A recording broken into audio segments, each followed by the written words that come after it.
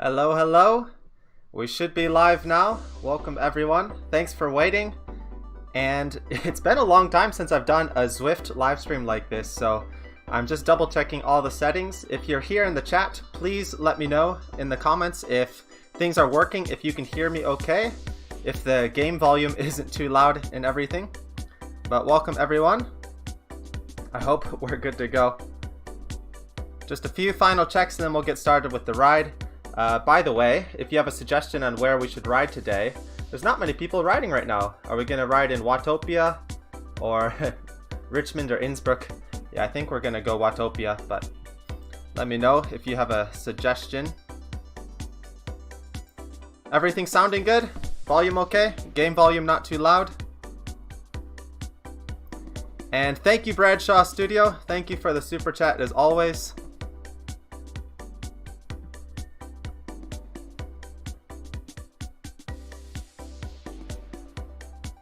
So in today's video, we're going to be just doing a normal ZWIFT live stream. I'll be riding for probably about an hour at least. We're going to go by feeling, so I might ride 2 hours, we'll see. And I'll be answering your guys' questions along the way.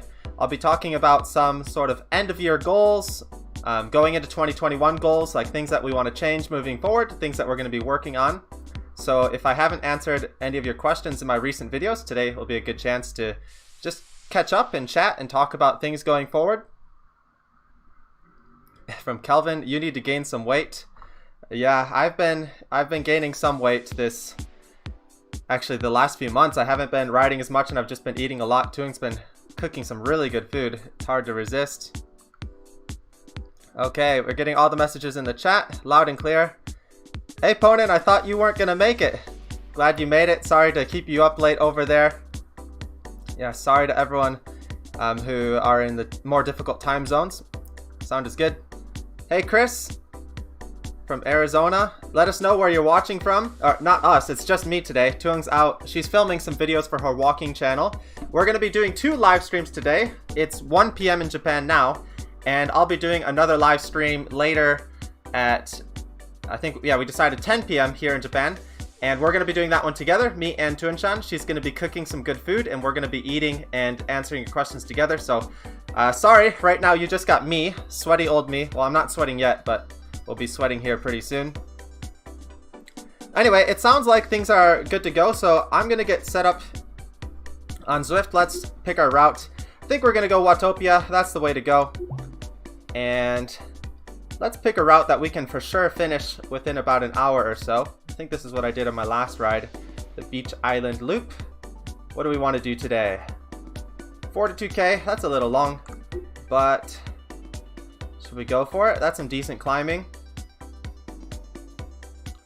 That's a good candidate. Figure 8. Let's go with the big loop. Let's just go for it. Let's do it. Some decent climbing. That should be, I think this will be an hour and a half. Let's go for that. Let's ride.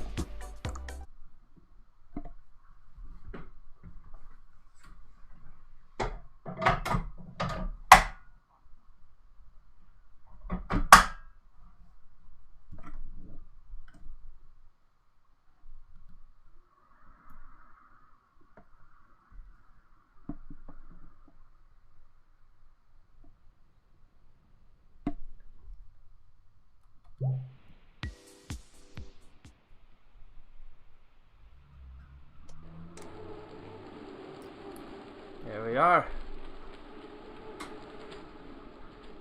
Hisashiburi. Hisashiburi is kind of like long time no see. So it's been a long time since we've done a ZWIFT live stream. And this is exciting. I actually haven't been riding very much, to be honest. And that's a good introduction into today's topic, which is goals for 2021. So, throughout most of my cycling history, a couple of you guys probably know, I used to be a very serious racer. I've raced all across the US, I've raced quite a bit in Japan as well, and a few other countries as well. And originally, when I started my cycling journey, my focus was mostly just on racing, getting stronger. I wanted to become Cat 1, I wanted to become pro, I wanted to be as fast and as strong as I possibly could. So all of my cycling motivation in the beginning was focused on this, like competition, winning races, and fitness, and improving myself. And recently, my cycling motivation is completely different. I just like riding for fun. I haven't raced in over a year now. I was racing quite a bit a few years ago back on the channel, but recently, yeah, I just haven't been entering many races, like especially this year in particular. We were planning on moving, and then the whole Rona-chan situation happened. So when all these things are going on, when your life's not so stable, it's really hard to make cycling goals based on like fitness or competition, because there's so much uncertainty. Like if we're going to be moving, we're going to have to get rid of our bikes. Like what's the point in training if we're not going to have that stability? And then with Rona-chan, like lots of events are canceled, and it's a little bit of a risk to go to those events. And is it worth it just for a bike race, you know? So when that kind of stuff happens, I really lose my motivation to ride. Like I just ride when I feel like it, every once in a while. And over the last year, a lot of my riding has been bike commuting. So that satisfied most of my riding desire.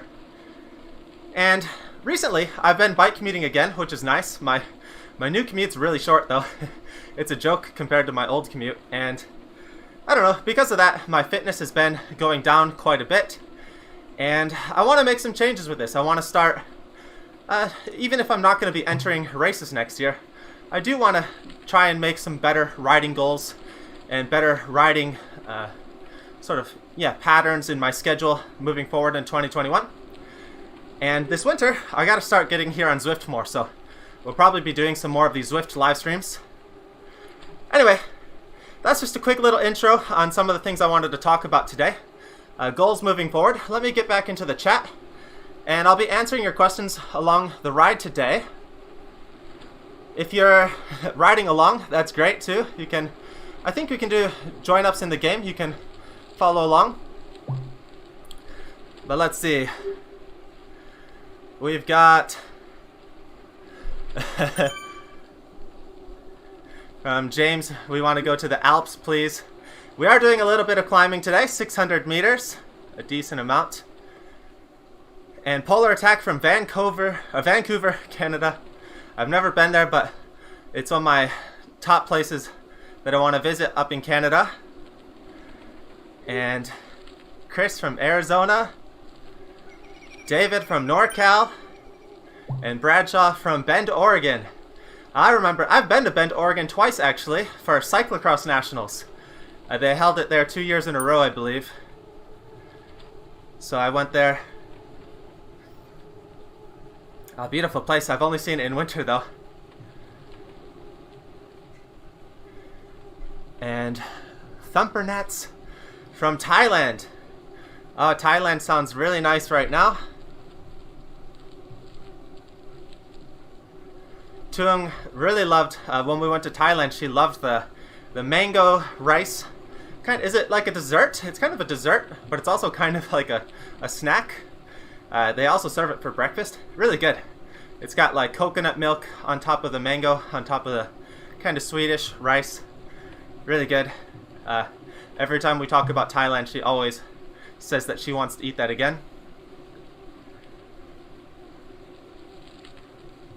JM from Pittsburgh. Bushwhack Billy from Texas. That's a very Texas sounding name. And Andy from New York. Yamaha from Canada. What smart trainer are you using? I'm not on a smart trainer, I'm on my spin bike. I've made a couple videos about that, so I think I linked it in the video description for my whole indoor setup for using ZWIFT. I'm on a spin bike. It's nice and quiet.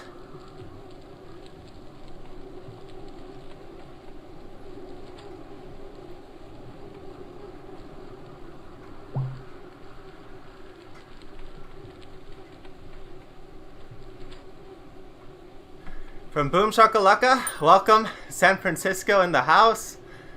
I love that area too. Great riding, awesome climbing. Kelvin from Seattle.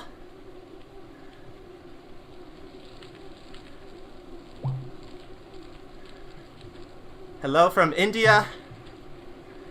From James, how do I improve my climbing skills? That was something I really struggled with for a long time because I used to be a pretty heavy rider. I'm going to go back to pounds because I don't know how to convert kilograms. Like, I know my current weight in kilograms, but growing up I always used pounds. So when I was in high school, I got really into weightlifting and I gained a lot of upper body mass from doing bench press, which is one of the most useless muscles to improve because it doesn't really help you in any sport other than football. And yeah, I got up to like 193 pounds, so pretty heavy for a cyclist anyway. For a cyclist, you usually want to be like below 170, like max. Anything over that, you're really getting disadvantaged on climbing. So one thing that I struggled with was just reducing my weight. And I mean, yeah, the more you practice something, the better you get at it usually. So go to an area with more climbing, do some more climbing, make it part of your regular rides. And there's a lot of different ways you can improve, but generally the simplest method is just keep trying, keep practicing what you're trying to improve at. And we got 2 check from Cleveland, Ohio.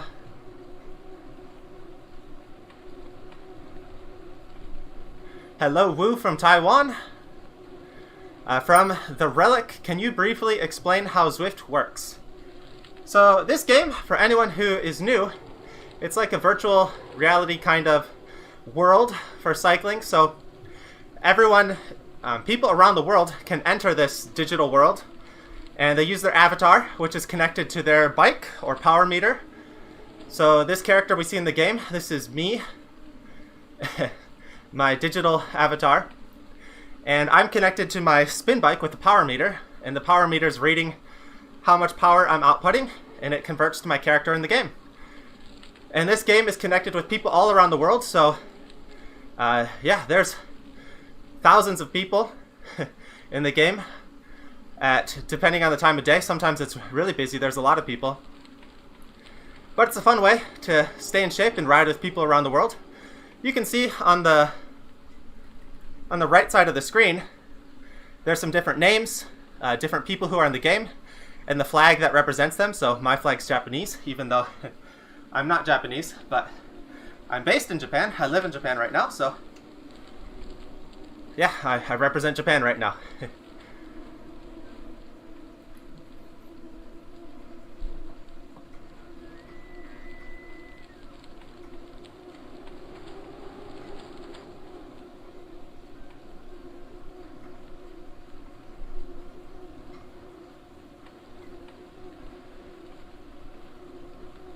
And from James again, we moved to a high altitude place here and kind of winded. Yeah, high altitude will do that, especially if you're not used to it. You're just like moving there and your body has to acclimate. I remember my first time I went to a nationals race in Colorado. I think it was in Colorado Springs by the Olympic Training Center, and we had track nationals there, and it was my first time racing at nationals, and I just got wrecked. Like the first day I was fine. Usually when you move to altitude, the first day, it doesn't affect you so much. But the next day, it just like kicks you in the face. And if you don't train at altitude and you don't adjust to altitude, it can be extremely tough. You just gotta take some time and get used to it. And, oh well, thank you, Trixie. Thank you as always for the super chat. Nice to see you back on the live stream. I was just about to get on ZWIFT myself. That's good timing. I think you're based in California, right? What's the time over there?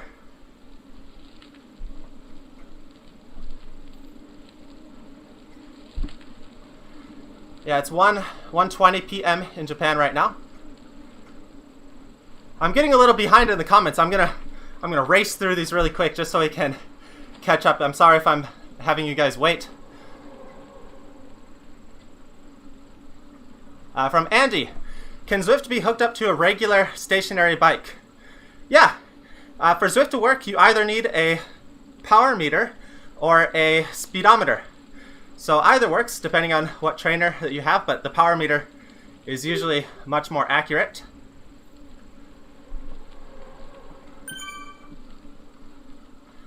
And hello from Texas. Hey, Cindy. Hello from France. Was that Saboom? Sorry, my French pronunciation's not that great.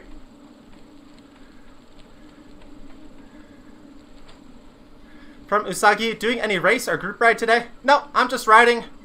I just picked this course. I think we're going to be riding about 40 kilometers. No plans to do a group ride or anything today, but maybe we'll do that in a future live stream. From Sky Flashings, do you change resistance throughout the ride? Not really. I just kind of ride whatever I feel. So I could change the resistance manually to make it seem more realistic. Like, I'm going up a climb right now, so I could increase the resistance and make it more realistic, but I'm just going to keep the resistance where I feel like training. That's the nice thing about the spin bike and indoor ride. The indoor riding, you can just do whatever you want, and I'm too distracted focusing on the chat to really focus so much on the in-game stuff, unfortunately, today. But I could manually do that if I wanted to make it more realistic.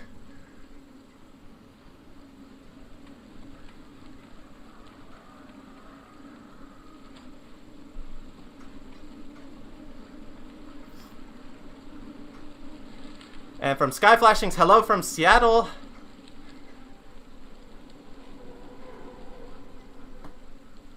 And Sabino from San Francisco. Welcome back to the live streams. It's good to be back. This has been too long since we've done a ZWIFT live stream. I think it's been a couple months. Hard to believe. These last few months have just been flying by here. And from Andy, you and your wife are doing an excellent job on your videos. Thank you very much. I'll tell my wife that. She's always happy to read your guys' compliments.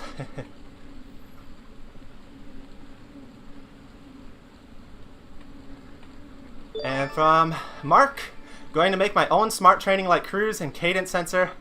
That's awesome. Sounds like a fun project.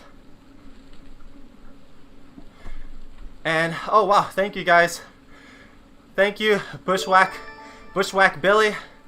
Thank you for your super chat. I'm going to Japan to get my future wife.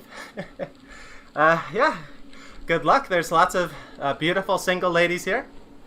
Maybe you can find your future wife. And thank you, Sabino Cruz, as well. Thank you for the super chat, as always. Welcome back, Cruz from Cruz. Yes, my Cruz brother. There's not too many Cruzes in the world, so we gotta band together, even if our name is slightly spelled slightly differently.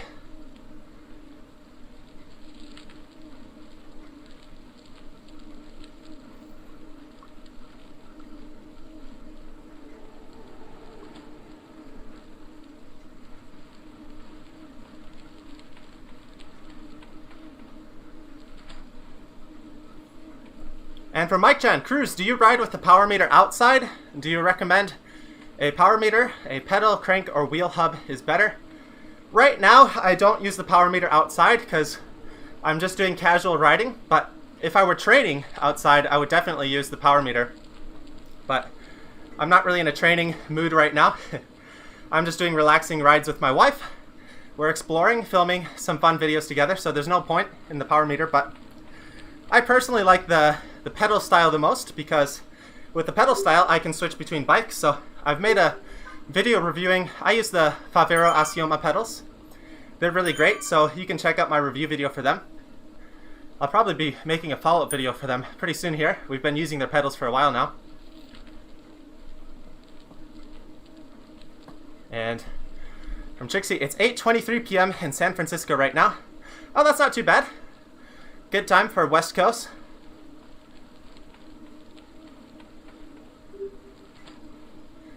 And from JM, those cycling barricades on the cycling pass in your video make me sad, even though I'll never have to deal with them. Yeah, every time we go to Osaka and we see those barriers there, we're not happy. Let's just keep it simple like that. But it is what it is. In Japanese, you gotta say shikata ga nai. It means, yeah, there's no helping it. There's nothing you can do.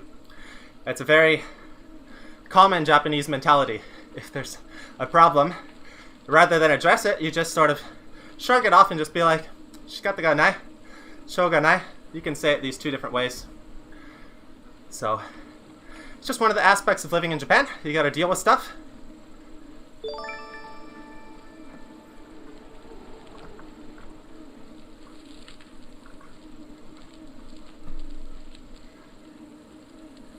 And from Ben, how do you find motorists in Japan? Are they usually courteous towards cyclists? Yeah, for the most part. There's no cars that I feel are really aggressive towards me. I've never really felt danger. Unlike when I rode in the US, I often felt some aggression from motorists. So yeah, Japan's really safe with that.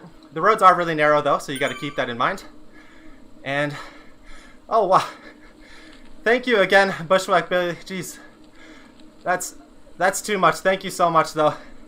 We'll buy some nice some nice Christmas cake or New Year's cake for Tun-chan later when she gets back home. Thank you so much for the super chat. Yes, I feel happy. Thank you. So yeah, I hope you're able to come to Japan one day and find your future girlfriend.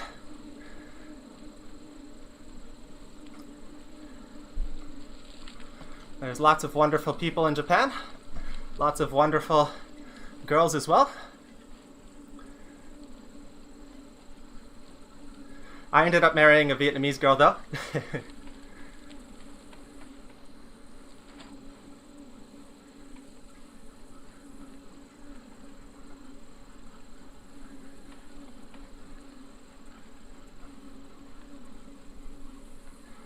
And from Andy, are you using clipless shoes on your stationary bike? Yeah, we're using because we use the power meter pedals, the Favero Asioma pedals. Those are road power meter pedals, so I have to use my road shoes. And so we're using our Santic road shoes. I can't really show them to you right now, but maybe later in the video when we stop, I'll show them. Or actually, I forgot my towel. I forgot to put my towel on my handlebars, so I gotta stop and grab that at some point and turn on the fan. It is getting toasty in here.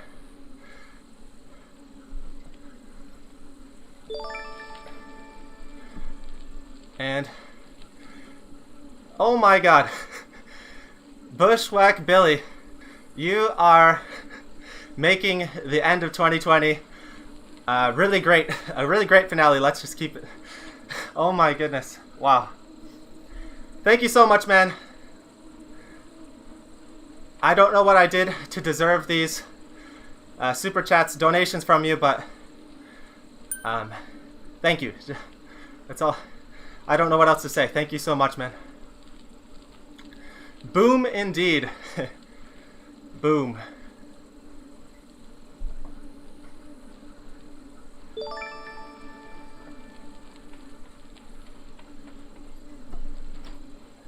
And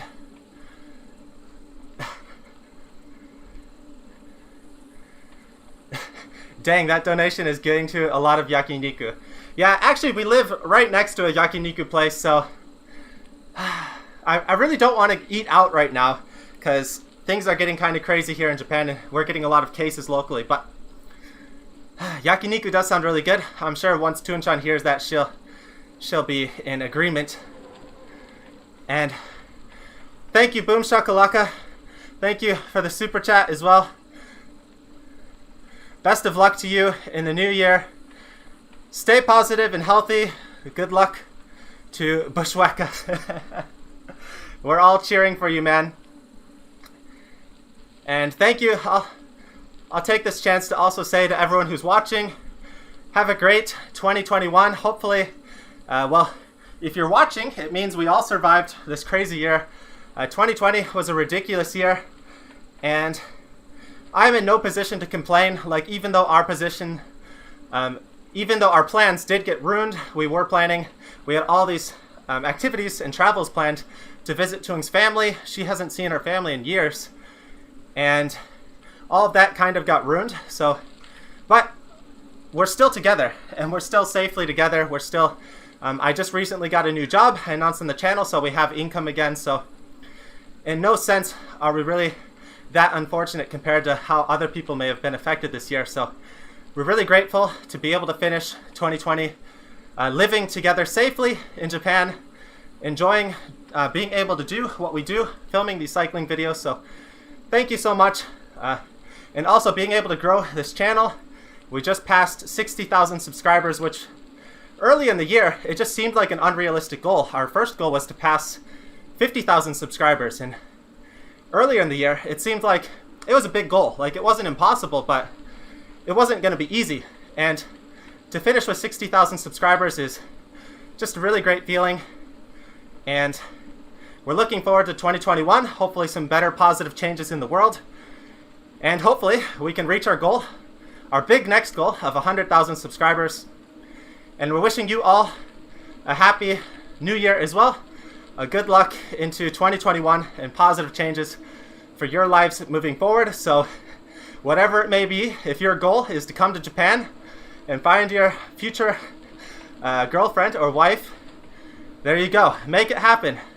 Now's the time. Like, I don't believe like you need to make new goals only on New Year's Day, but it is a good time to sort of reset, reflect on your life, and decide what you want to do moving forward. And yeah, we have time off of work, so it's nice. You can actually reflect on what you want to do, what changes you want to have in your life. So if you have anything in mind, anything you've been wanting to do, you want to study Japanese, you want to move to Japan, you want to get better at climbing, now's the time.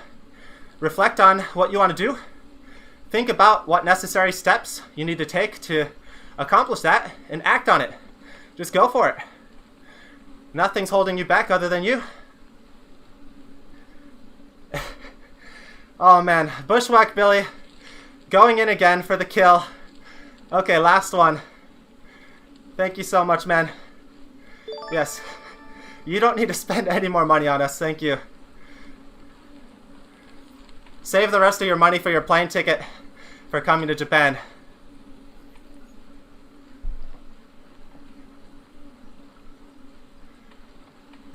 From Chris, that's purple bike money.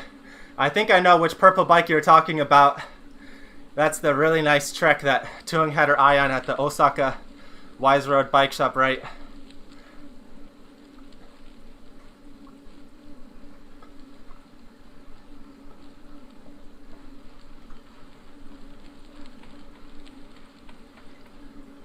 And from Pineapple Monkey, love your videos, keep it up. What trainer setup do you use? I use a spin bike. I've linked in the video description my exact setup so you can check out that video after the stream. I talk about everything I use and how I do these rides, so you can check that out. And thank you, Dusty Cat Rhodes, if I'm reading that correctly. You got me into mountain biking. I lost 40 pounds since August. Thank you for your content and your friendship. Fellow Detroit boy. Detroit Conies forever! Heck yes! Man, so few people understand the greatness of Detroit Coney Islands. If there's one thing, well, in terms of food, if there's one thing I really miss about food from the US, it's gonna be, yeah, Coney Island is in the top 2 for sure. I'm not sure if there's one thing, but Coney Island, chili dogs, and American style pizza. Detroit style pizza is also really good. So those are probably 2 of my top foods that I really miss from America. Detroit, Coney Island. Detroit Conies forever. That's awesome though. Congrats on taking action, getting into mountain biking. I mean, I may have had some influence on you making that decision, but ultimately it was you who did that, so that's awesome. That's some big positive life changes. So congrats. There's some awesome mountain biking around Metro Detroit area too, so I'm really jealous. I miss that. We both have mountain bikes here in Japan, but the mountain bike trails are pretty limited. We have some awesome like service roads and mountain roads, but it's really steep, so it's tough for my wife. And but in Michigan, there's no mountains, so it's just flow trails. It's a lot of fun, so that's awesome. I hope you're enjoying the mountain bike there, and there's a great cycling community in the Detroit area. Lots of people to ride with and lots of great group rides.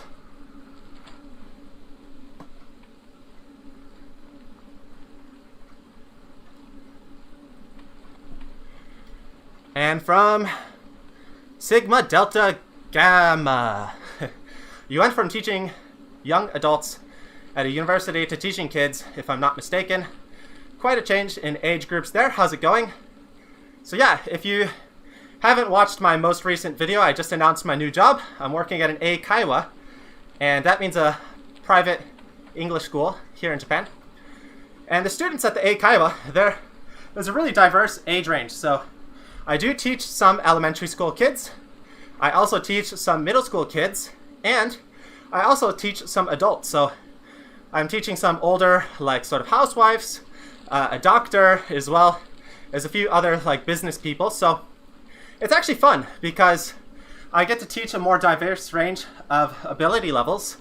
So not every class is the same. When I used to teach at university, like yeah, I taught first year to fourth year students, so there was some ability difference between that range. But now the range is so much wider. So I actually find it more enjoyable because it breaks up my schedule. I'm not like always teaching the same class over and over again. Every class I'm teaching a completely different lesson and different ability level, so I find it really fun. And sometimes with the lower level students, I have the opportunity to use my Japanese skills. Like I don't speak Japanese in class, but because I know Japanese and I can sort of understand what they want to say, I can help guide them and teach them a little better, I feel, than if I were just like a native teacher who didn't understand Japanese. So it's a different style of teaching, and I'm enjoying it. I'm enjoying the change, so no problem. Sometimes the really young kids can be a little difficult in comparison because maybe they don't understand or follow the rules as well. But yeah, it's fun to try and be in different environments throughout the day. It keeps things spicy.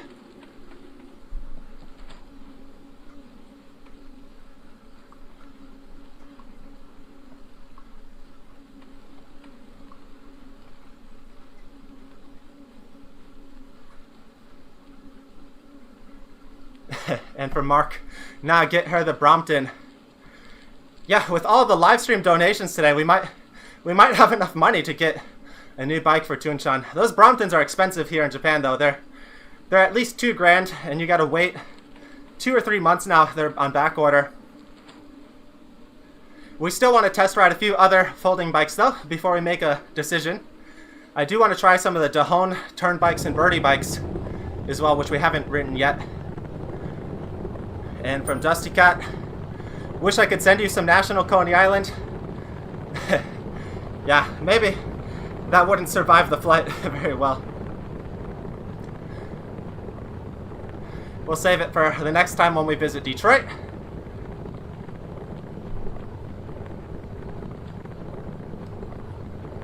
And from Ahmed, a big fan from Saudi Arabia, all the best. Keep up your wonderful content, and we'll get to 100,000. Thanks, man. Thanks for watching.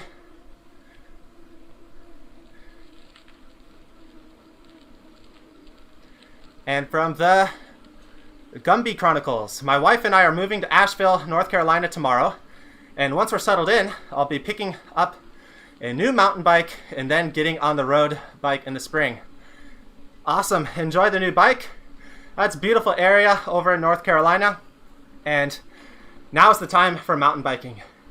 I rarely touch the road bike in the winter. Winter is mountain bike season. And from Don, have you visited Singapore? No, we've never been to Singapore yet, but it's one of the places we really want to visit once travel opens up again. As well as the Philippines. Hello, Don. And from Road Code, what are free ways to learn Japanese? There's lots of free ways to learn Japanese. There's so many YouTube channels, people teaching Japanese. There's so many websites. I run a website that teaches Japanese, so jlptsensei.com. But it's more for like intermediate and advanced kind of learners. But there's lots of websites that teach Japanese. You can self-study. There's so many YouTube videos now. There's so many resources for learning Japanese now, it's ridiculous. So yeah, there's a lot.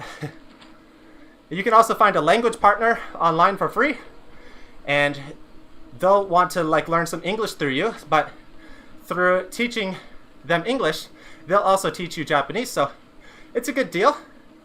if you're starting out and doesn't cost you any money.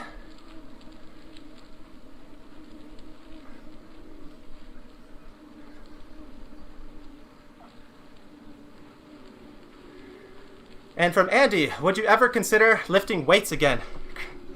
Yeah, I used to lift weights actually quite regularly here in Japan. My old university, they had a gym, so I would work out there at least 2 or 3 times a week.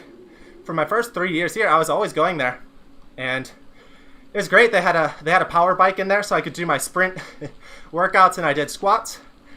So yeah, there's 2 reasons I'm not going to the gym right now. One is because of the whole virus situation. I want to avoid like as much contact with other people in public places as possible. And 2, the cost of gyms in Japan is just really expensive. It's ridiculous how much most of the gyms cost here. So yeah, I figure I don't need to spend the money. I'd be better off just riding. I've got a spin bike at home. I've got some gym equipment at home, so I can do everything here. The problem is the motivation.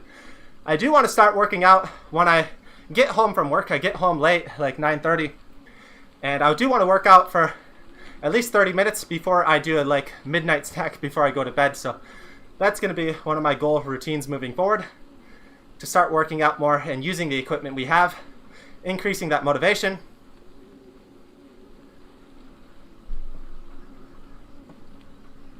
And 348, good morning from Denmark.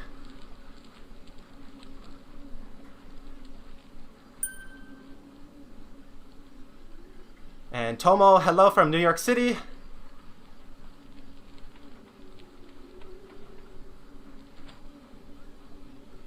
And from The Relic, what was your first mountain bike? That's difficult because growing up as a kid in the US, like mountain bikes are really popular. So I always had like a really cheap mountain bike. So I don't remember my first mountain bike, because my first mountain bike was kind of like Huffy level, like Walmart level mountain bike. I don't think that counts. But my first time I went into like a legit bike shop to buy a nice bike was a Giant Rainier mountain bike. I think it was about $400 or $500. It was a 26-inch hardtail mountain bike, and that was when I decided I wanted to start entering some of the local beginner and sport mountain bike racers in my area. So I was in high school then. I went with my cycling buddy and we went to go buy that bike. So I distinctly remember it. My first real cycling bike, not from like Walmart, was a Giant Rainier mountain bike. And then from the same shop I bought a Giant OCR road bike, which is pretty similar to the road bike that my wife has now. So Giant was my first main brand that I ever used. And then I got scouted by a local mountain bike team, and that was a Trek Gary Fisher team. So most of my bikes were Trek and Gary Fisher after that. And I switched to 29er right after that.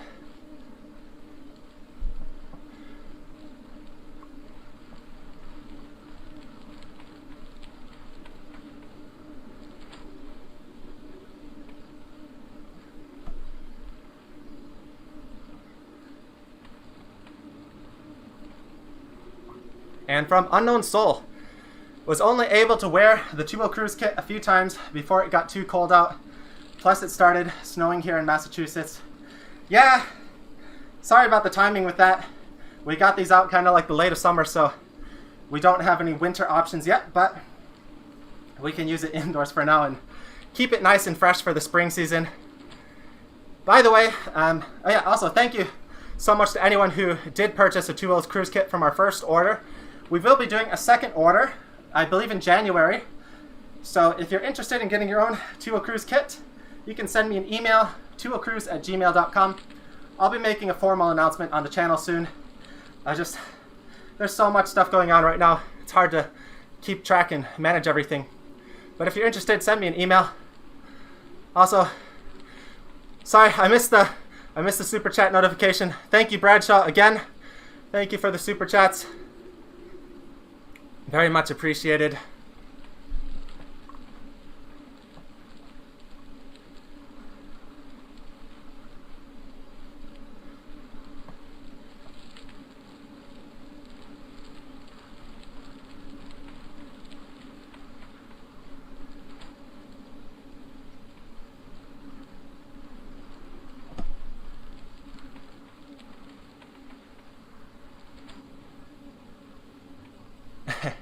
And from Tuchek, do you have any funny stories of you or riding with your friends and clipping out of pedals for the first time? I think the funniest story would be with my wife, Tunchan, and she only crashed a few times. And we filmed a video for her first time riding with cycling shoes and cycling pedals. So for the first few rides we did together, she was borrowing her coworker's bike. Like, she didn't have her own road bike, but she had a goal. She wanted to ride around Lake Biwa, and that's a 150-kilometer ride. And she had no experience as an athlete, as a cyclist, and she had no equipment. But I gave her some cycling clothes, and she was just on flat pedals and her normal work shoes and a borrowed bike, and she cycled 150 kilometers on her, I think it was her 4th or 5th ever ride. And after that, we just decided to get her on some more serious equipment. We got her a bike of her own and got her some cycling shoes, some cycling pedals, and we filmed the video for her first ever ride, so you can go check that out. It's still on YouTube. So check out her first time on like cycling shoes on Tuo Crew's channel. It should come up.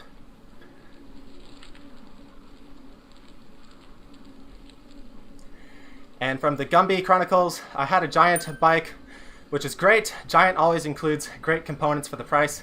Yeah, especially in the US, Giant was a great value. Really good quality bikes, really great components, and really solid company. I even have a better impression from them now that I know that like they're based in Taiwan, and they helped create all the cycling infrastructure in Taiwan. So every time we go to Taiwan, we have a blast, and the cycling infrastructure there is so great. So really love the brand, really love what they're doing. And they just so happen to be both Tuan's and mine first ever bike that we owned.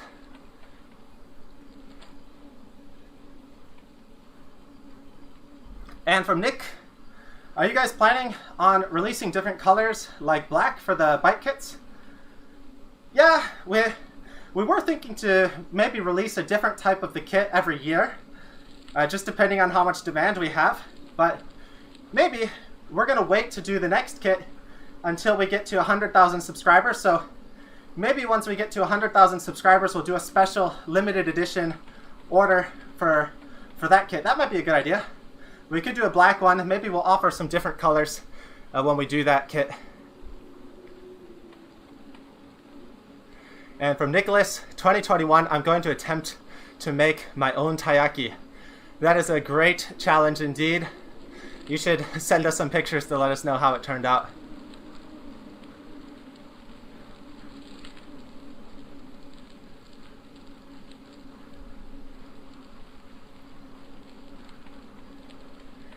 And from Tomo, would you consider doing a VR bike ride with a headset? Yeah, I'm really interested in the different VR technology that's coming out. And I personally haven't done any with the headsets, but it is stuff I do really want to try out moving forward. It looks really awesome. So if you have any suggestions on different apps and different headsets that work well together, or which are promising looking forward, let us know. We'd love to check it out. Maybe we can connect with one of those companies and try and do a review. That'd be really cool.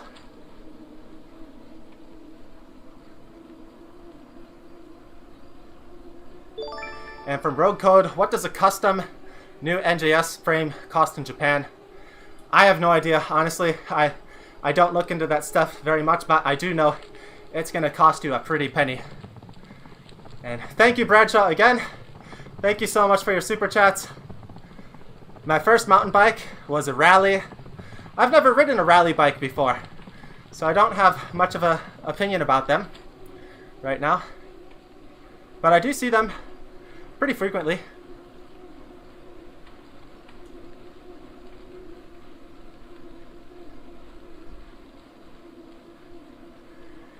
And from the Gumby Chronicles, did you ride the Le Mans road bikes after he got bought out by Trek? So this happened right as I was getting serious about road racing in the US. So I started out as a mountain biker, and I moved up the ranks. I got my mountain bike categories used to be like beginner, sport, expert, And then I think they were changing to be more in line with the road category. So like Cat 4, 3, 2, 1, and so on. So I quickly upgraded to like Cat 1 on mountain bike. And like you can become pro in mountain bike, but you're not on a pro team, but your category is pro. So I got to that level. And then I got scouted by a road team. And you can make a lot more money in road cycling in the US. Like if you win a road race in the US, you can win a couple $100 or a couple $1,000. And if you win a mountain bike race in the US, unless it's like a really big race, you're making like $100 or $200. So there was a lot more money in road racing. And so I decided to go into road racing because there was more potential to get picked up by a pro team and become financially stable. So just as I was joining the road team, the year before I joined, everyone was on Le Mans bikes for their top level team. But the year I joined, everyone switched to Trek. And that's when the whole Le Mans bikes just sort of disappeared. And I guess there was some big problems between Le Mans and Trek. So I'm not too familiar with that. I never rode a Le Mans bike, but when I see them, they're kind of nostalgic to me because it's the bike that I saw like my senpai, my seniors at the old team that were riding. So I have a good impression of the brand, but yeah, it's I don't know the exact details of what happened between Trek and Le Mans, but they seemed like they were good bikes and they had a pretty strong loyalty of followers.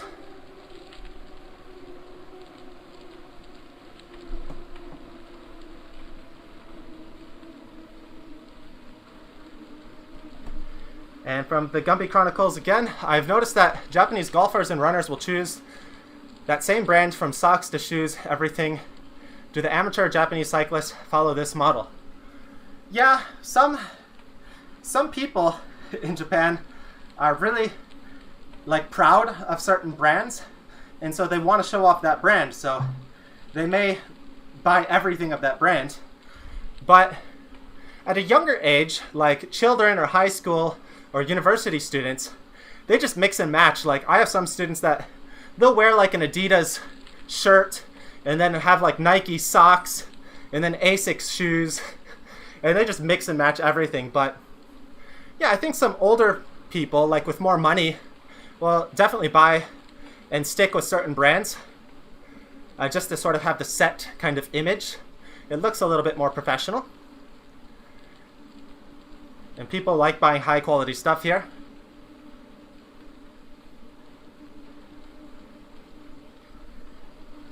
All right, 1 second, guys. I gotta grab my towel and turn on the fan. It is getting really hot in here. So I'm just gonna get off the bike for 1 minute. I'll be right back.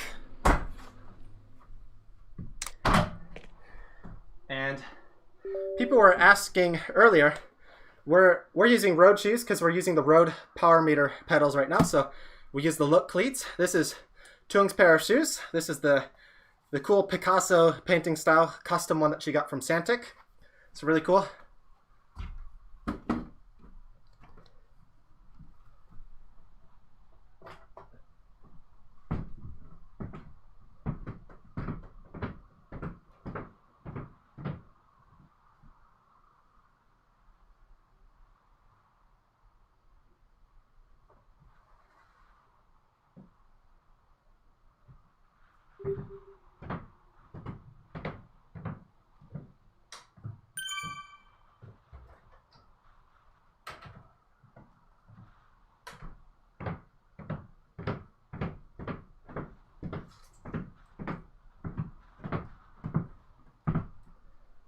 All right, we're back. Sorry for the quick break.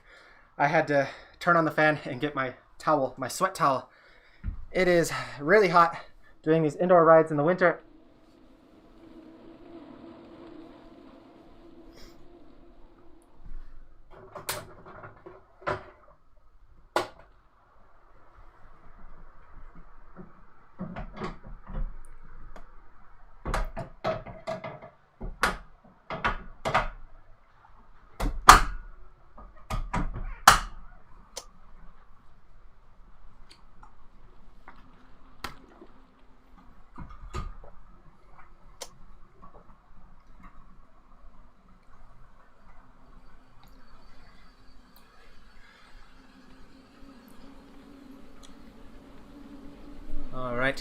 So from JSAL, any tips on getting involved in my local city government to have them develop bicycle infrastructure? This is something that I've never personally done, and I think it really depends on where you're living. Like if you're living in the US or some other country, it depends on where you are. But your best bet, I think, would be to connect with some sort of local cycling group, whether it be a cycling club or different shops or some other group, and see what they suggest. They may already have a system in place for you to move forward with that. But if you're starting from scratch, honestly, I'm not sure. I'm sure you can find some nice blog posts or other YouTube videos about that with people who specialize in that though. But if you do go that route, that's awesome. Keep it up. We need more people doing that to help push for good cycling infrastructure around the world.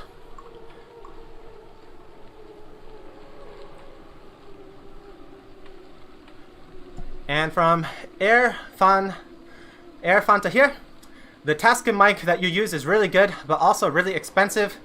Do you have any cheaper suggestions for the bike riding videos? I'm thinking of starting my own bike channel in Vermont, inspired by you. That's awesome. Yeah, I remember back when we were a smaller channel, spending the money on that microphone was such a big commitment to us. Like, cause we weren't making any money on YouTube for the first year or two. Like anything, we were losing money because we had to buy all this equipment. We bought these nice cameras. We bought that microphone is $200 microphone, so that was not an easy choice back then.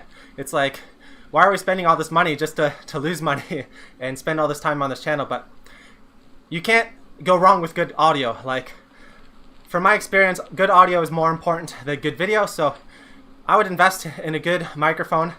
For bike riding videos, we always film everything with a GoPro, but I mean, you can use any action camera. There's a lot of good action cameras now. And the problem with GoPros is the adapter cable is, you need like you need a special adapter. It's really expensive.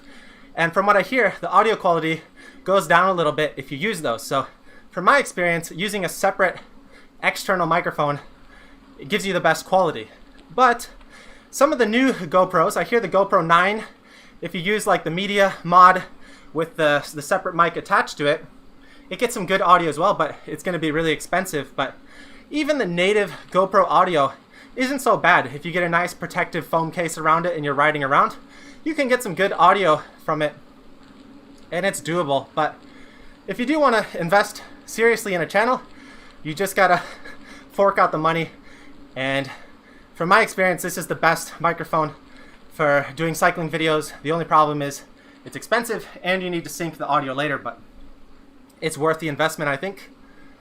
And we ended up buying two of them. We have two of them now, so yeah, we spent $400 on this microphone, one for her and her walking videos, and one for the Two Wheel Cruise channel.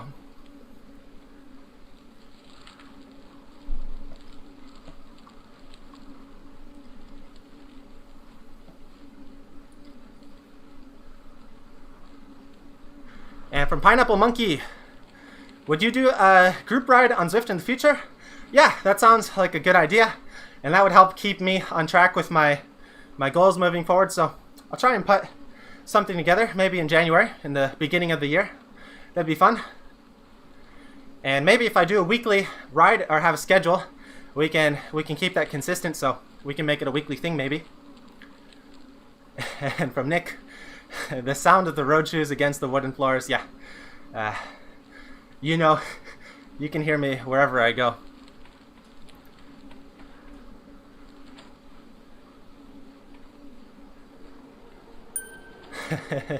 From Mark, just saw your pre-show pose shot. I guess that's the thumbnail for the video. As my Vietnamese wife would say, look at this mouse. Yeah, that was a fun pose we did for the video. My wife would go crazy if I wore the cycling shoes on the wood floors. Yeah, we have wood floors, but I think I'm pretty sure it's like fake kind of wood. Like it looks like wood, but it's just kind of like cheap. Yeah, our floors are just destroyed here. I think we're gonna get hit with a pretty big fee when we leave this apartment, just because we have a lot of furniture on here. We sometimes walk with the cycling shoes, and yeah, our floors aren't in the greatest of condition right now. But that's a problem for another day.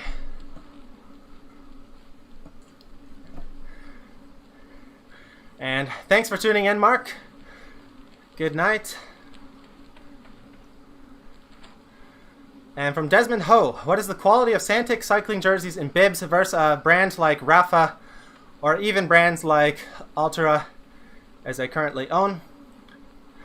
I've never owned like a high premium cycling jersey like Rafa or anything like that, because to me, just like the price that you pay for those jerseys is just ridiculous. Like I'd rather get like 2 or 3 jerseys of mediocre quality versus like whatever you get at that premium price. So it's hard for me to say because I've never used those premium jerseys, so I can't compare. But for every Santic jersey that I've worn, like I feel perfectly comfortable. I don't feel like I need anything more. Like I don't feel like I need anything, whatever that more expensive price might give you. Like I've never felt like anything is lacking in these materials. So for me, it's just a matter of practicality. Like for me, the Santic jerseys, they're a decent price. The quality is more than what I need. It's perfectly good. And I've never felt like there's anything, like any problem with them or anything like that. So it's hard for me to answer because I've never used those expensive jerseys. But I've been really happy with the Santic gear we have. These are our custom jerseys. So this is part of their custom program, but they also have a whole bunch of different jerseys as well, like summer jerseys, fall jerseys, winter jerseys, and they're all slightly different quality and different materials. So they have a good range of whatever you want. And to me, Santic has been one of the best brands in terms of quality that you get for what you pay for. So really good cost performance, and that's why I really like them, and we love recommending them. Like yeah, you might be able to spend like 3 times as much and get a really nice quality jersey, but to me, I don't notice much of a difference between those nice quality jerseys and these, like, I don't want to say mediocre, but like these are perfectly, like they satisfy what we need. Like I don't need anything more than this. This is a perfectly good cycling jersey for me. So I hope that answers your question as best I can. Peloton bike sales have increased in Canada. Oh man, I regret not buying the Peloton stock. That stock just went up crazy this last year. And from Chris, love the DJI Pocket 2. We were really tempted on buying that for Chung's walking channel, but she ended up really enjoying using her iPhone for filming her walking videos.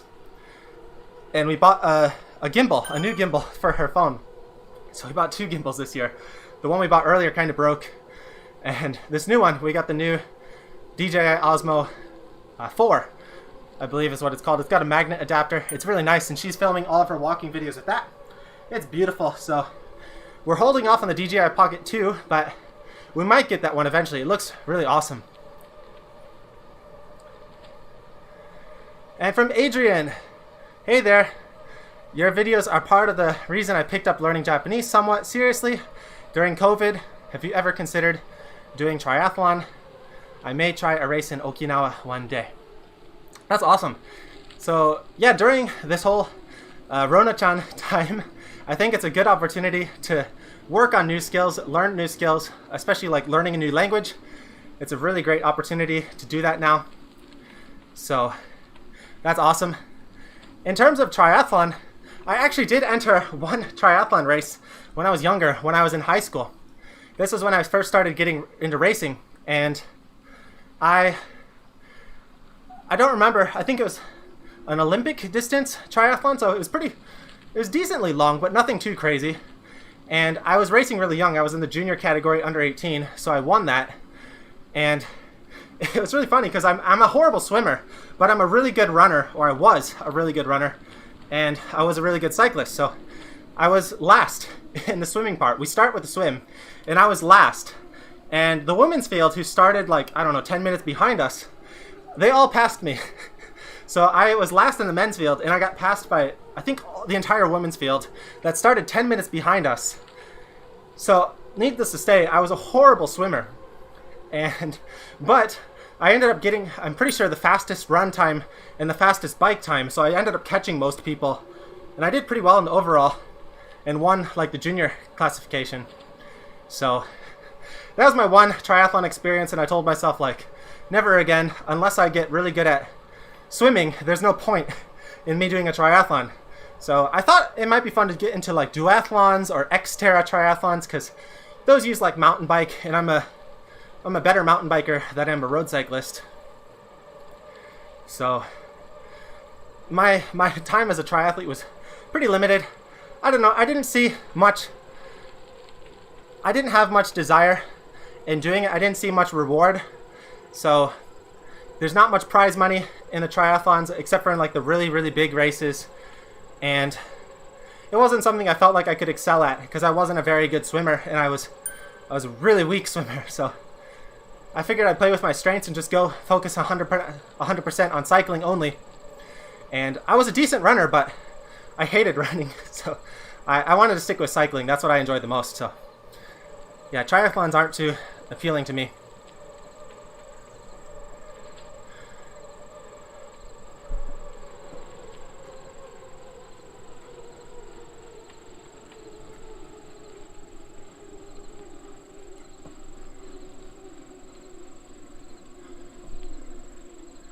And from Chris, the merino wool jerseys are worth it. I'm gonna have to try one of these one day.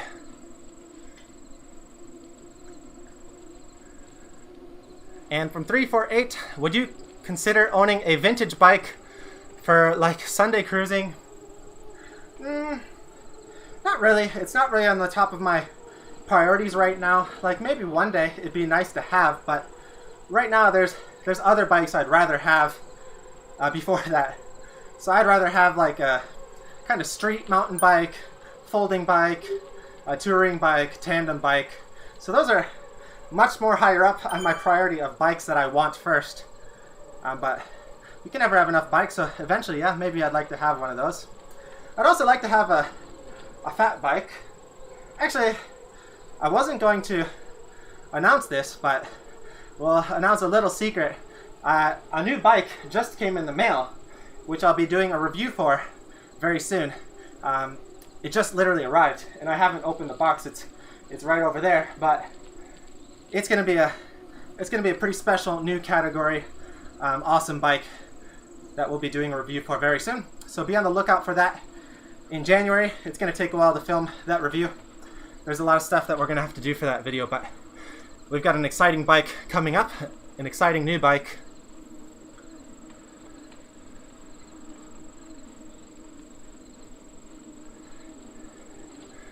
And from Airfanta here, being from the Midwest, do you have any experience with fat tire bikes in the snow or ridden one for fun? So yeah, I grew up in the Midwest. I grew up in Michigan, and I grew up training in Michigan winter, like riding in negative 20 degrees in snowstorms. And when I was riding, I just always rode my normal mountain bike with my normal tires. So like, yeah, you could invest in snow tires, and at that time the fat bike trend was just starting to happen. Like a variety of fat bikes available was still really limited, and so unfortunately I never really rode a fat bike before. I never was able to participate in that trend. I never got a good opportunity to do that. But I did a lot of snow riding. I was just always on my normal 29er mountain bike, and I never felt like really limited. I loved snow riding. I loved snow trail riding, and I loved training on the dirt roads in the winter with the snow. It was just, it was my winter routine. Just go out for like 4 hours on we had a rule in the Detroit area. Not a rule, but like most people, the serious racers, they would train on single speed mountain bikes. So people would get like a single speed rigid mountain bike as their winter training bike, and we'd have this winter training ride series.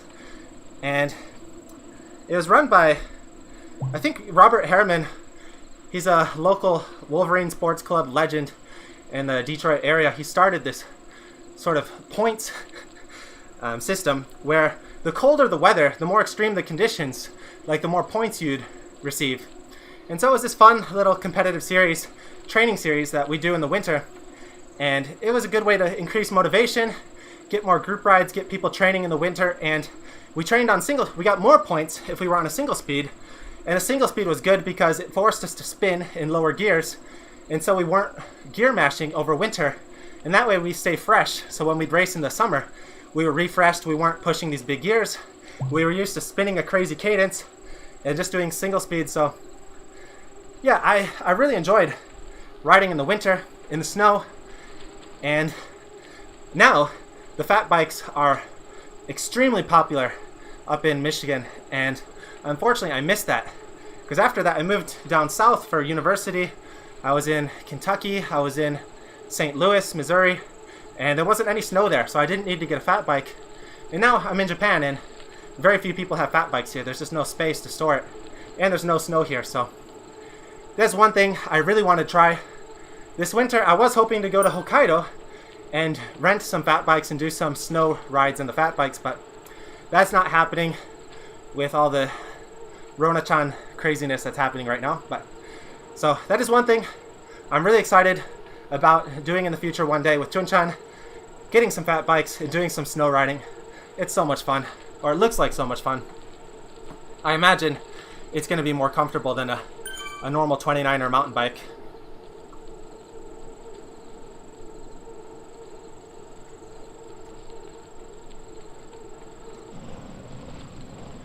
And from Sky Flashings, have you done any touring?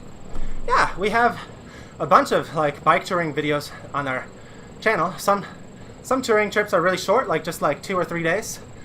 And our most memorable one for me is when we were in Taiwan. We cycled the whole coast from the north side from Hualien down to the bottom south coast. And that was really fun. We have a whole playlist, so you can search our Taiwan cycling trip. We have some Japan cycling trips as well. We have our Shimanami Kaido full video. I gotta finish editing it. It's gonna be a 5-hour video. I don't know if I'm gonna be able to upload it all to YouTube, but I've got the full semi-uncut video that I've got to finish editing and exporting to YouTube, and that'll be coming out this next month as well. So that'll be a fun video to ride along on the trainer. If you're looking to do a indoor century, you can follow along on that. So we've got a lot of bike tour videos on our channel. And from Mr. Phil, you already sold me on the Santic, picked up some this month. Thanks for the recommendation. That's awesome. I hope they work out for you. And yeah, we love Santic. We love partnering with them. We wouldn't partner with them if it wasn't a brand that we believed in, if we didn't believe in the quality of their stuff. And we love their stuff, their custom stuff and their regular jerseys. They're helping get more people into cycling and be able to get some good quality gear without breaking the bank. So we really appreciate that. And for Mark, I have the Tuo Cruz Santic jersey, same as Cruz. It's a bit larger and fits my upper body well. The sleeves, for some reason, is a little shorter than Cruz. This jersey, not sure why. Yeah, I'm not sure why. But on the jersey, the tightest part on the jersey for sure is the sleeves. The sleeves have a really tight fit.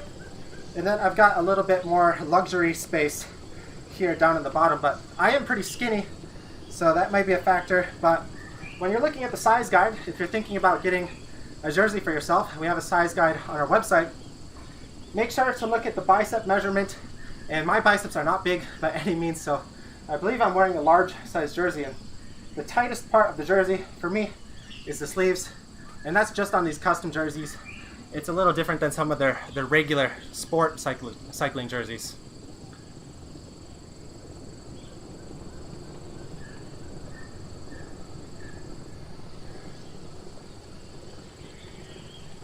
And from Mark again, it's very good quality, I feel.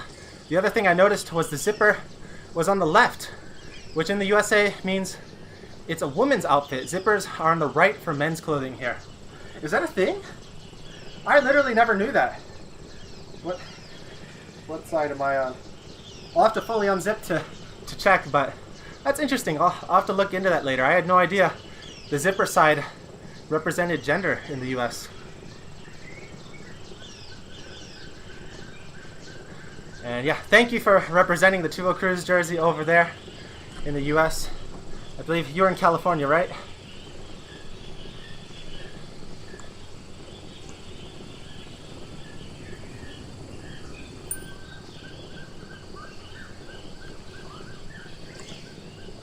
And hey Kenji, I'm also a cyclist living in Nagoya, and thank you for always uploading fun videos. We'll miss you living in Japan next year. Thanks, man. We honestly don't know what's happening yet. Like, we're still keeping every option on the table. There's a chance we may stay in Japan long term if we find a good path for moving forward that will allow us to continue working on our freelance projects. But there's also the chance that we may change our base to Vietnam, where we don't have to worry about visa issues. But even if we moved over there, I'd still plan on coming to Japan like 3 months out of the year, just for traveling, filming more videos. So regardless of if we leave or not, we're still going to be pretty connected to Japan and coming over here for videos. So you may not even notice a difference if we can film enough stuff while we're over here and have regular weekly uploads.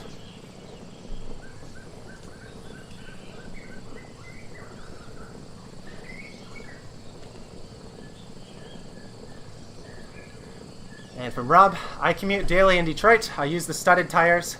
That's a good idea. I was probably really foolish for not riding with studded tires when I just was too cheap. I didn't want to buy new tires in the winter. That's why I just used my regular tires. But studded tires are a good idea if you live in a colder area like that.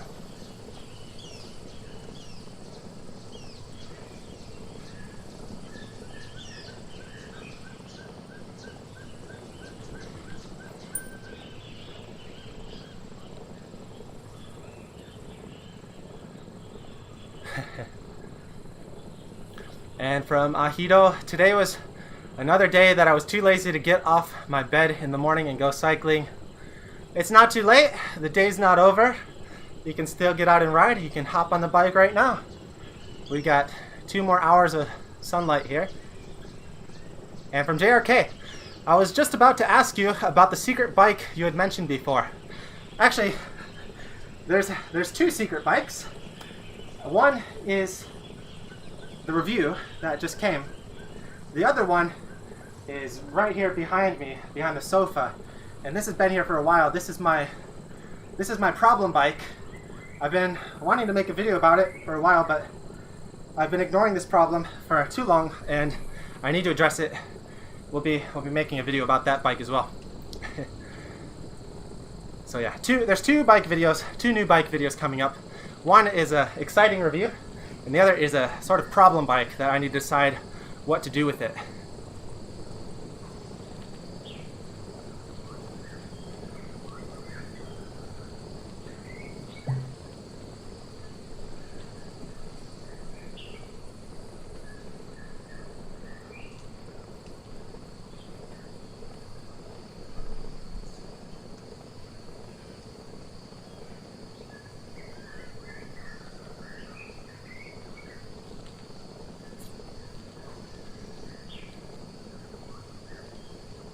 And for Mark, I'm glad ZWIFT does not have a suspension dimension. That road looks pretty tough.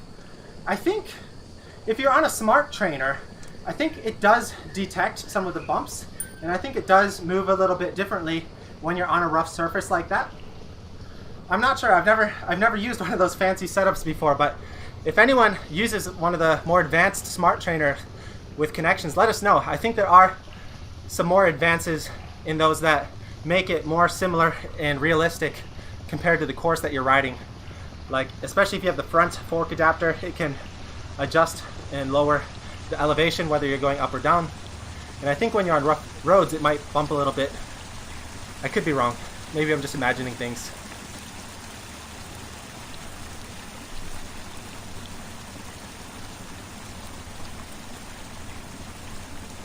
And from James, we need those Vietnam cycling videos. Yeah, I can't wait to get back there and explore more. When we were there last time, we were really limited because we had the family stuff. We had to get our marriage stuff all together, and we were on really cheap bikes that were too small for me. And now there's so much I want to do there, like in terms of exploring, seeing new roads, and just I can't wait to get over there and film some cycling videos. And from Desmond, tips for a roadie wanting to try mountain bike for your experience. Maybe it's best if you find a friend who can introduce you to a good place to ride and you can borrow a bike. That might be the best and easiest way to get into it. If you try it just by yourself, you might hit a few more barriers. So yeah, if you have a friend that can introduce you, that'd be the best way, I think.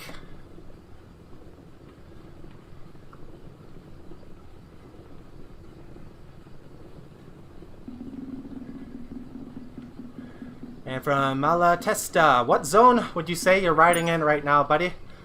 Right now, I'd say I'm in one of the lower zones, like the lower 1 or 2 zones, because I'm still able to talk normally, and I'm just in a zone I can ride like this all day.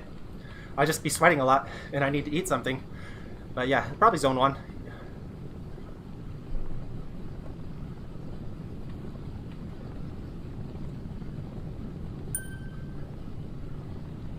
And thanks, Nick, for confirming you can enable road feel on the smart trainer.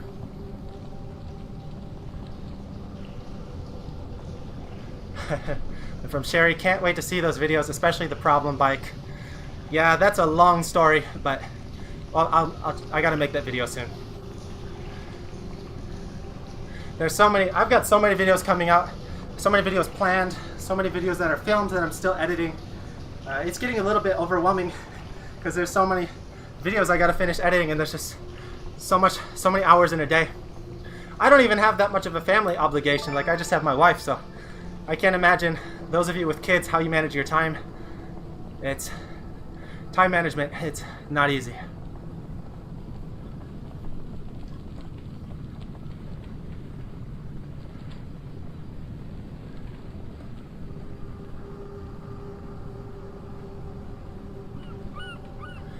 And from Kenji, I want to know the secret path shown in your cheetah ride. I often go for a cheetah mountain route ride looking for cruise secret path, but I always can't find it. I have my whole route linked in Strava, so just download it, sync it to your computer, and you should be able to follow along. There's a lot of fun secret routes in Cheetah. It's a fun place to ride. I love going down there.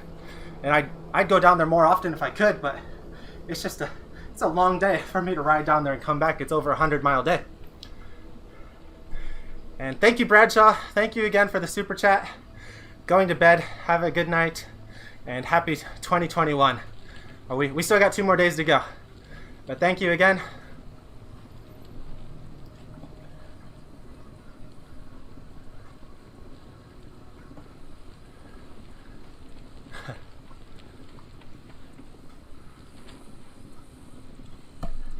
And Trixie, I'm on a Wahoo Kicker Smart Trainer right now, and you can kind of feel it. For a while, I thought it was my imagination.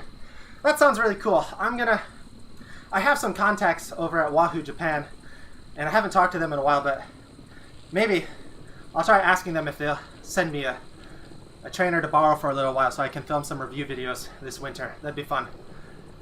I'm gonna make a memo. So yeah, I want to try some of those smart trainers. I want to try that like ride feeling simulation. That sounds really fun. I love my spin bike setup. It's really quiet. It's perfect for just normal training, normal riding, but this new technology sounds really exciting. I want to try that out.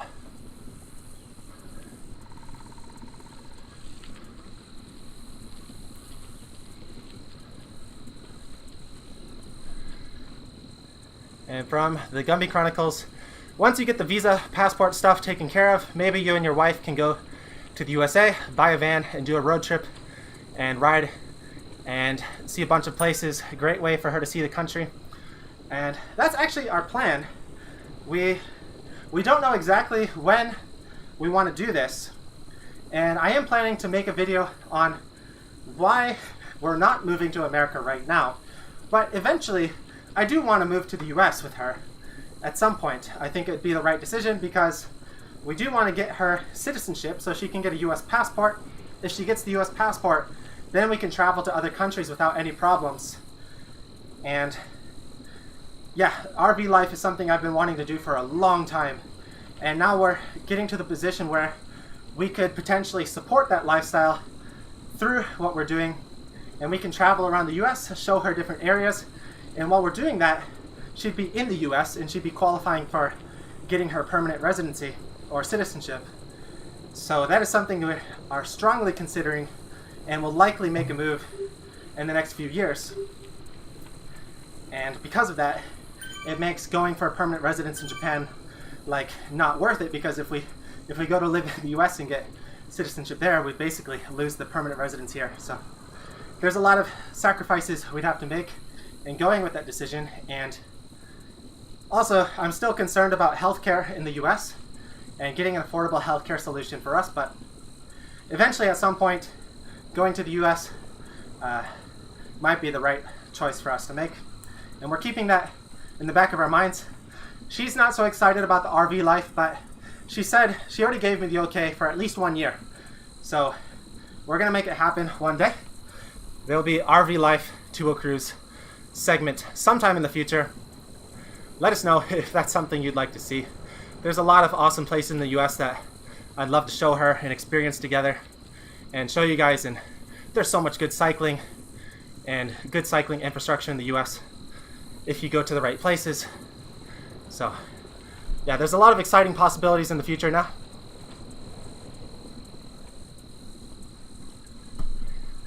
And from Vignesh, you should write a book about cyclists in Japan.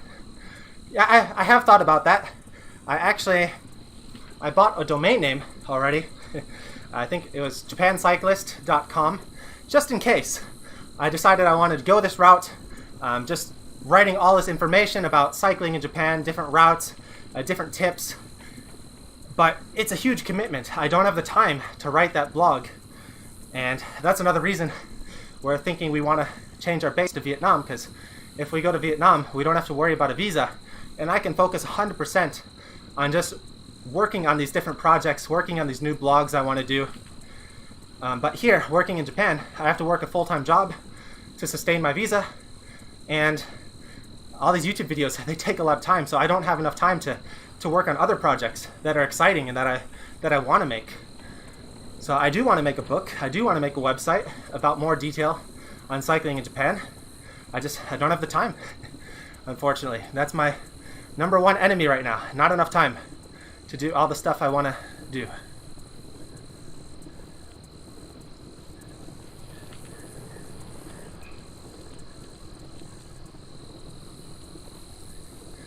And from Mark, riding in Vietnam I think is fairly okay if you're off the major highways, but mountain biking there would be really hard. Yeah, mountain biking I've learned is really hit or miss depending on where you live. Like, I grew up in the US, so I assumed like most countries had decent mountain biking infrastructure, because that's what we had in my hometown. So I grew up where that's the normal. But then I came to Japan and I realized that a lot of places here like ban mountain biking. They have good trails, but they don't allow mountain bikes to go there, and there's no dedicated mountain bike trail. So unless it's like actively being built by some community, there's not going to be any good options for mountain biking. And Vietnam doesn't have that luxury yet. They don't have those many trails, and they're starting to build them now. But yeah, so there's going to be really limited mountain biking, unfortunately. But they do have some really rough roads, so you'd be doing more like adventure roads, like on dirt roads, kind of mountain biking. So it's more gravel riding than actual mountain bike trails.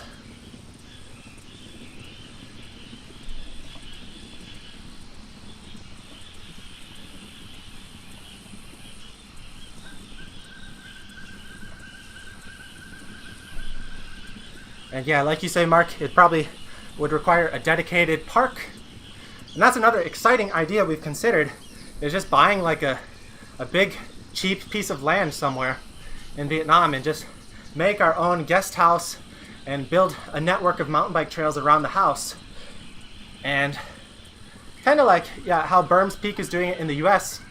They've got the channel and they're building trails around the guest house, and then the fans and supporters can come stay at the house, do a cycling camp.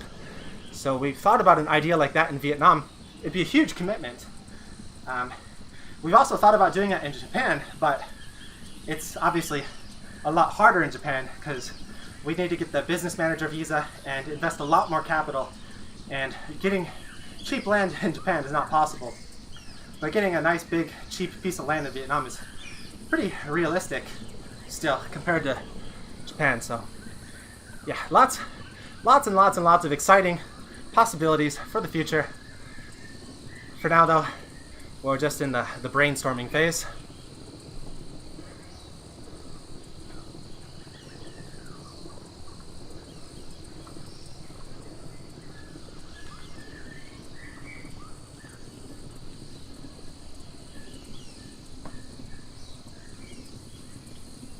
And Chris, thanks for joining. We'll see you in the live stream later. Yeah, we're doing another live stream later today with my wife. It will not be a cycling live stream. We'll just be sitting down and eating some food, drinking some tea, and chatting with you guys. So if you have any questions for Tung Chan, my wife, you can join the stream later. It's in about 7.5 hours from now, 10 o'clock p.m. Japan time. So hope to see you there. We're doing a double live stream today. So we've been streaming now about an hour and a half, so I'll probably be finishing this live stream here pretty soon. I have other things I gotta do before we do the later stream tonight. So let me try and catch up with some of the last few questions here.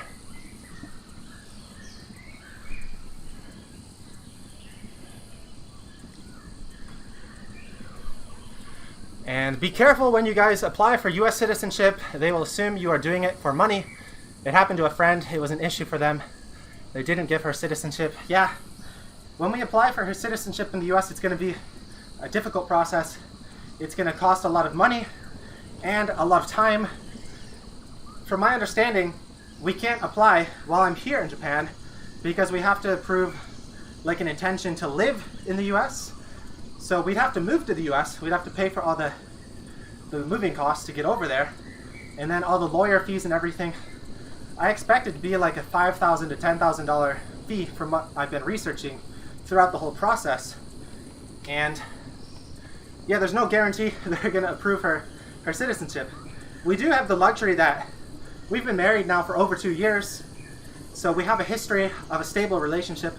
It's obviously not just for the money, but it's not an easy process, unfortunately. So if anyone has gone through the similar process of marrying a Southeast Asian person from Vietnam or Thailand and got their spouse, husband or wife citizenship in the US, let us know how that worked out for you. And if you have any tips, we'd love to hear them. So please send me an email or comment. Let us know your story. And from Boom Shakalaka, RV life would be awesome. Yeah, I'm especially really excited for that phase in our life one day when we are eventually, or if we eventually settle down in the US. That's what I want to do for the first few years. From Chris, how is the Vietnamese and English coming along? Tung has been studying her English pretty regularly every day. I was studying Vietnamese very religiously, like every day for 2 hours at least during the summer. But the last 3 months I haven't studied at all, just because I don't have enough time with managing the full-time job and the YouTube channel. But I am going to try and dedicate at least 3 hours a week to studying Vietnamese again moving forward. So that's a big goal. One of my big New Year's resolutions. Dedicate more time to studying Vietnamese. Even if we don't end up moving there, I still would like to become somewhat conversational in the language. I think that'd be a useful skill to have moving forward. And thank you, Mark. Thank you for the super chat. Good ride. Look forward to eating video. I'll be sleeping, but watch it later. So yeah, thank you for joining the stream. Have a good night. Thank you for the super chat.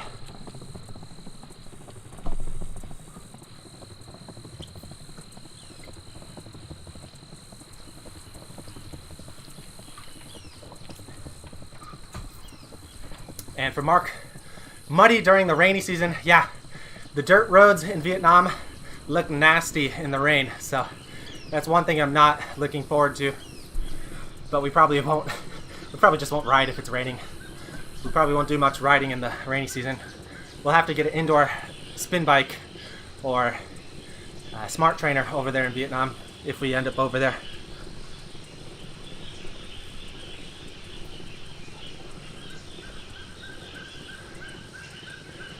And hey Lewis, sorry to hear about the crash and the collarbone. Hope you heal up quick.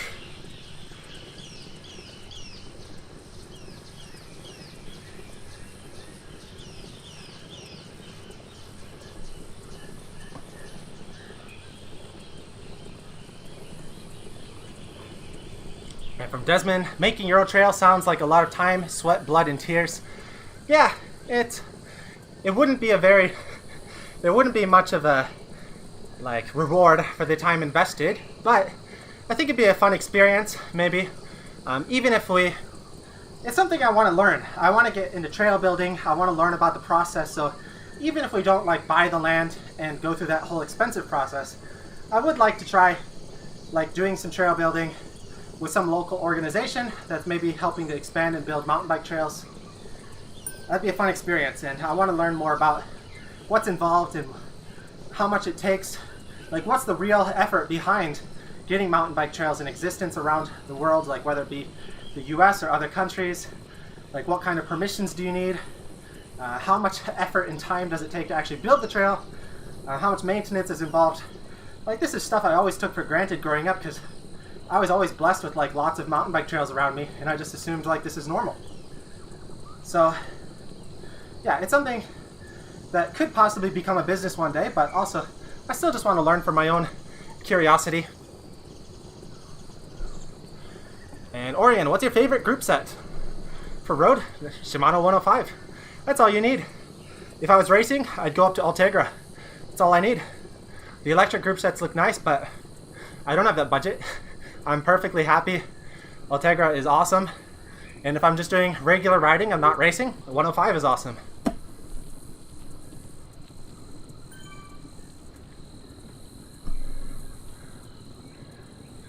And boom shakalaka. Each immigration form is $600, but I saved doing it myself without legal fees. It's tedious, but not too complicated. Okay, that's good to hear that you're able to succeed doing it yourself. Yeah, obviously the biggest part, the biggest expense, if you're doing it with a lawyer, would be the lawyer fee. So if you can do it yourself and succeed, that's great to hear. We'll probably end up trying to do that just ourselves as well. So it's good to hear there is a success story. A good success story. Sorry, I'm mixing my words right now.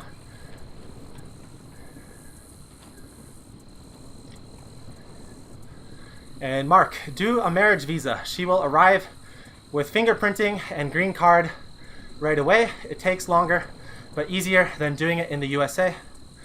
And with that, so we can apply for that, living abroad, but is it under the condition that we have to move to the US? So we can apply for it here, but to complete the final step, if I'm understanding correctly, we need to move to the US to finalize that process. As far as I understand, there's no way to get her citizenship or the marriage visa unless we're actually moving to the US. But if it's possible to get the visa and still live abroad, let us know. We're really curious about this information.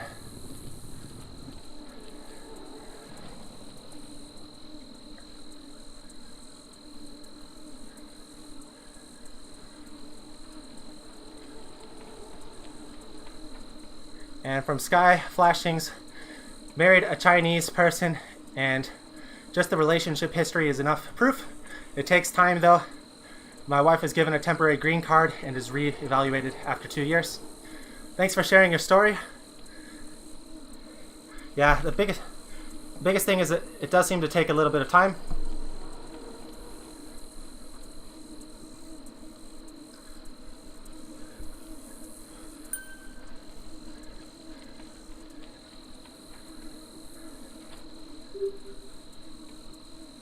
And from Song, got a cheap fixed gear bike, but it's been on storage for a few weeks now since the rim poked the interior.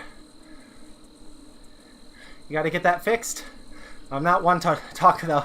I'm really bad about fixing my bikes once they have a problem.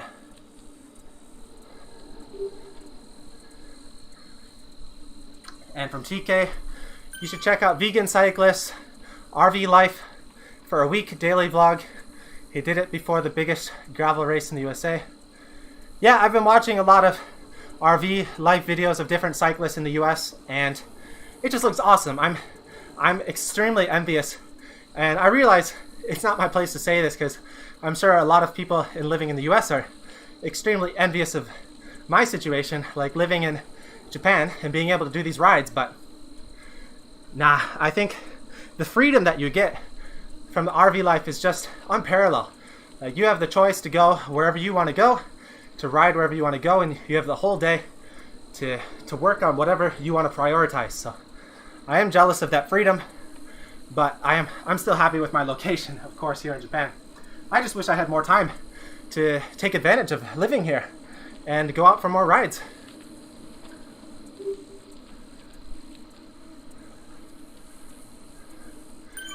And from Arrow Scrap, regarding the legal fees, the serious recommendation is to complete it yourself, but after you do, get a lawyer. Okay, so try and complete most of it, but do use the lawyer for the final step. That might save on some of the fees. And for Mark, she has to live in the US, I think, 6 or 7 years to get citizenship. Yeah. So that's the problem. If we move to the US, we'd have to commit to, I was thinking at least 5 years. It looks like it's 6. So at least 5 or 6 years of staying in the US. I don't think she's allowed to travel much during that time outside of the US. So that would be a huge commitment for us because we wouldn't be able to travel to Asia, other countries.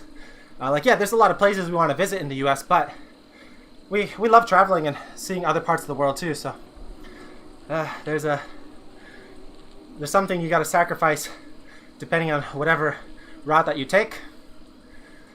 So obviously the citizenship has a lot of value for her.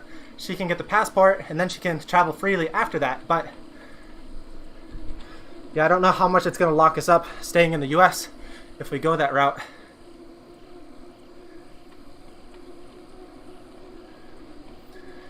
And for Mark, she has to pass the test, which was extremely difficult for my wife. The citizenship test, yeah, that's a long way away from my wife. She doesn't know anything about American culture, and then there's also the language barrier. She'd have to really improve her English ability. So it's not an easy process for sure.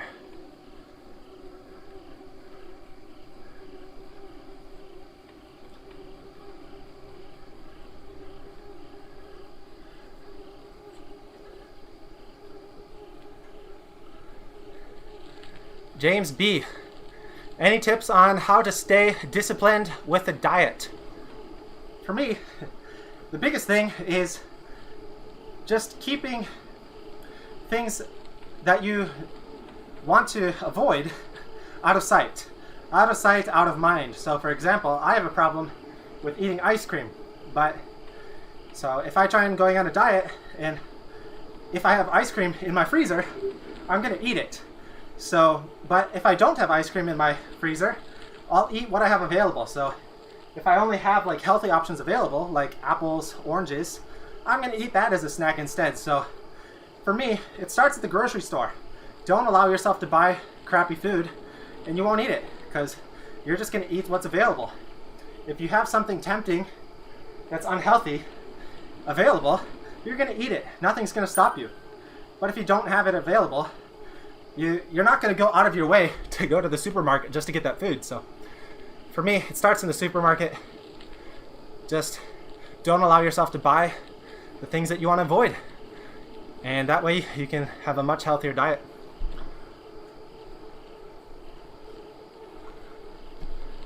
Alright, I think we're getting here pretty long on the stream, and we're going to be streaming again later today. I'm going to be finishing up here in just the next minute or two. So if you have any final questions, get them in now and I'll try and answer them. And if not, we'll see you later in our next stream tonight, 10 p.m. Japan time, about 7 hours from now.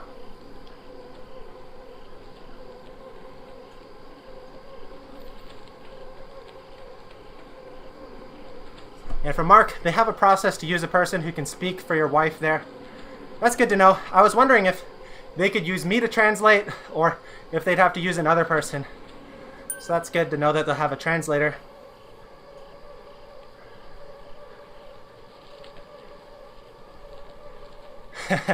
And from Aerosap, if you're locked in the US for a while, maybe you can start a training series where you can turn Tung into a professional racer. Yeah, if we're in the US and we're doing this full time, we definitely focus on a more strict training schedule. We'd be going to a lot of events, hopefully, and entering races.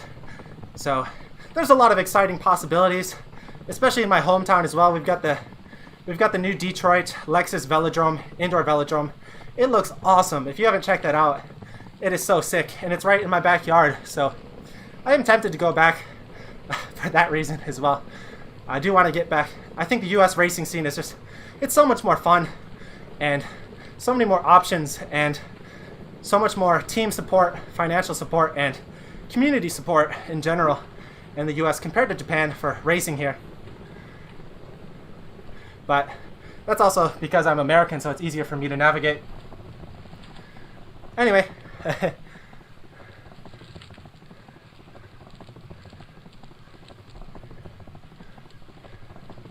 From TK, are you doing an interval now? No, I'm just spinning.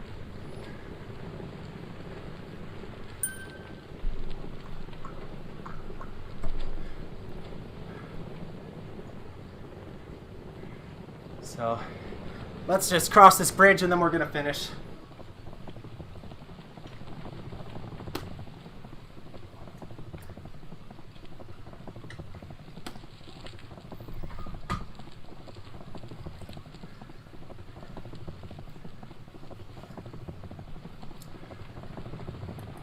So thank you everyone for tuning in to today's stream. We'll be streaming again tonight at 10 p.m. Japan time with Tuan-chan, my wife. We'll be eating some foods, some nice snacks that she cooked, and we'll be answering your questions. So if you have any questions for my wife, we'll see you later. Thank you to everyone who joined for this stream, and we'll be doing some more ZWIFT live streams very soon in the future. Have a great end of your 2020. We survived, and let's go into 2021 strong. Happy New Year, everyone, and if we don't see you in the later stream, have a great 2021.